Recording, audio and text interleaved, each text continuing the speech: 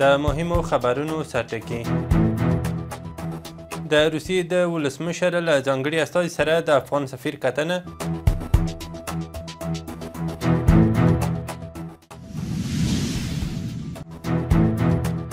د ریاست الوزرا د دفتر له رئیس سره د ملګرو ملتونو د ځانګړي استازي لیدنه.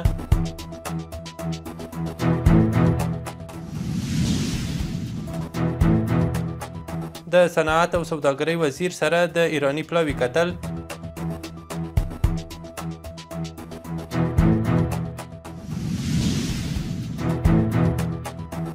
او د عمان په سمندر کې د پاکستاني کب نیونکو ډوبېدل. د واک ټلویزیون درنو لیدونکو سلام، وخت مو بخیر. نن چهارشنبه د سمبولي شپږویشتمه.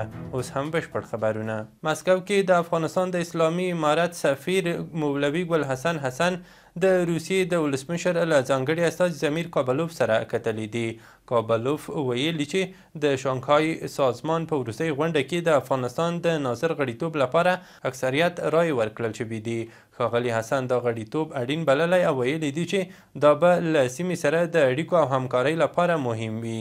د ریاست الوزرا د دفتر له لوري په خپره شوې خبرپاڼه کې ویل شوي چې د یاد دفتر رئیس د ملګرو ملتونو د سرمنشي له ځانګړي استازي روزا تونبایوا سره لیدلي او د بیړنیو مرستو، روغتیایي همکاریو او د ملګرو ملتونو د نویو دفترونو د قراردادونو د نوي کولو په اړه یې خبرې کړې دي. په خبرپاڼه کې راغلي چې د ملګرو ملتونو ځانګړي استازي روزا تونبایوا په دې کتنه کې د افغانستان د ختیځو ولایتونو له زلزله ځپلو سره د افغان حکومت پر وخت اقدامات او د بیړنیو مرستو رسول ستایلي دي.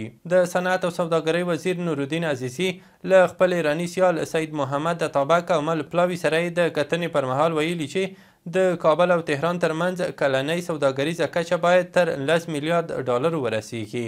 نوموړي دغه ایراني پلاوي سره د کابل او تهران ترمنځ د سوداګریزو ستونزو د حل او د اقتصادي همکاریو د پیاوړتیا پر لارو چارو خبرې کړې دي.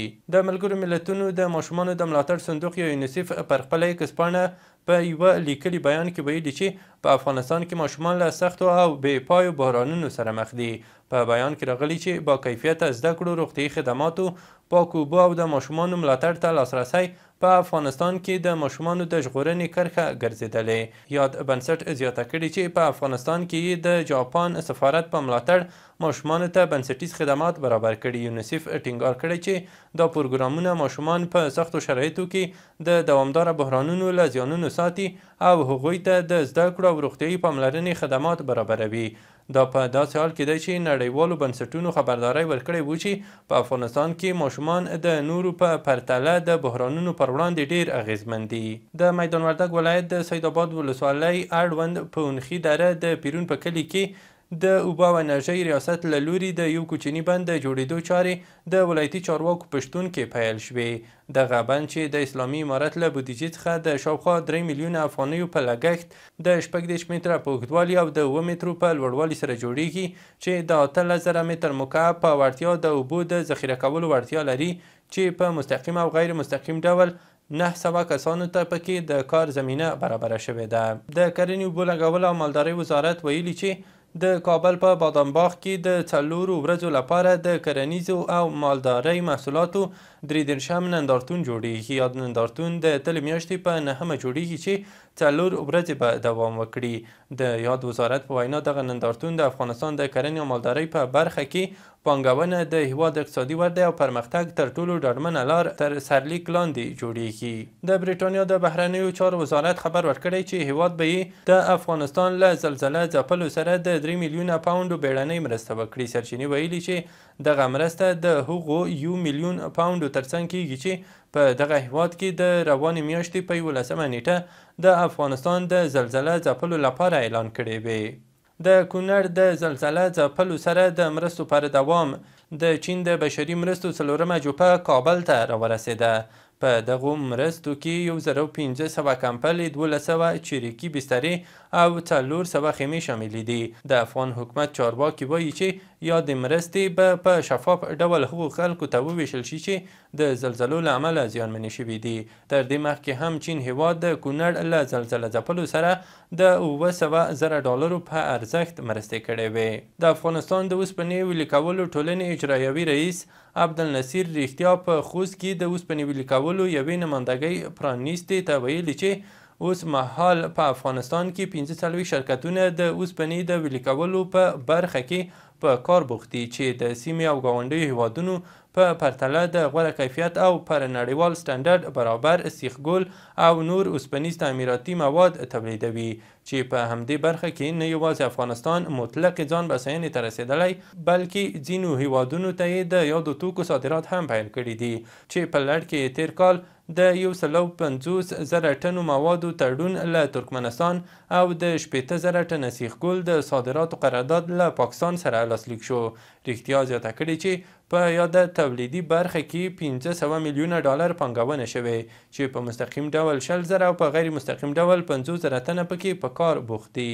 د بلخ ولایتي چارواکي وایي چې د مزار تهران او هرات مشهد ریل پټلۍ د جوړولو عملي کار په نږدې ورځو کې پیلیږي. د یادې پروژې د همغږۍ لپاره د ایران د ریل پټلیو لوړپوړی پلاوی تېره ورځ بلخ ته تللی او هلته یې له ځایي چارواکو سره د اقتصادي همکاریو په اړه خبرې کړي دي. د بلخ مرستیال والي ملا نورالهادي ویلي چې د مزار شریف حیرتان پټلۍ د افغانستان او ایران ترمنځ د سوداګریزو اړیکو د پراختیا لپاره ځانګړی ارزښت لري. هغه ټینګار کړی چې سیمه ییزه اداره د پروژو د امنیت او همکارۍ بشپړ تضمین کوي. د ایران د ریل پټلۍ ادارې اساس ژمنه کړې چې د ګډو همکاریو په لړ کې به د اورګاډي پټلۍ د ښه خدمت او پرمختګ لپاره عملي ګامونه پورته کړي. په نورستان کې د یوې آزادې بولۍ له لارې قیمتي او نیمه قیمتي ډبرې پلورل شوي دي. د دغه ولایت د کانونو او پټرولیم رئیس ابراهیم عمیر ویلي چې د دواب ولسوالۍ اړوند له ماوې کان څخه ترلاسه شوي 9,000 کیلو ګرامه قیمتي ډبرې چې پکې بیروج، ګنزیت، مارګنیت او بلور شامل دي د آزادې بولۍ له لارې د 95 میلیونه 123,000 او 500 افغانیو په ارزښت وپلورل شول. د نوموړي په وینا د یادې بولۍ له لارې به د دولت خزانې ته 9,512,000 او 350 افغانۍ عواید جمع شي.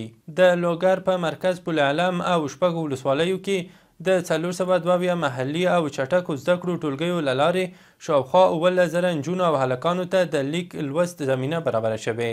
د دغه ولایت د پوهنې ریاست ویان شاپور عرب وایي دا ټولګي د پوهنې وزارت په همغږۍ د ملګرو ملتونو د ماشومانو د ملاتړ صندوق یا یونیسف له لوري په لرو پرتو سیمو کې جوړ شوي چې د درسي موادو د ورکړې ترڅنګ 963 ځوانان د ښوونکو په توګه په دندو ګومارل شوي دي. د غزني په قرهباغ ولسوالۍ کې یو روغتیايي مرکز د جوړولو چارې پیل شوې. د قرهباغ ولسوال نورالله اتل ویلي چې دغه مرکز د قرهباغ ولسوالۍ نوده جنګلک کلي د خلکو په مالي ملاتړ د 11 میلیونه افغانیو په لګښت جوړیږي او چارې به یې په نږدو میاشتو کې بشپړې او ګټې اخیستنې ته وسپارل شي. د نوموړي په وینا یاد روغتیايي مرکز به پر 1800 متر مربع ځمکه جوړ او 9 روغتیايي او 2 اداري خونې او اړین ملحقات به ولري. له هېواده بهر دا چې د عمان په سمندر کې 23 پاکستاني کب نیونکي ډوب شوي دي.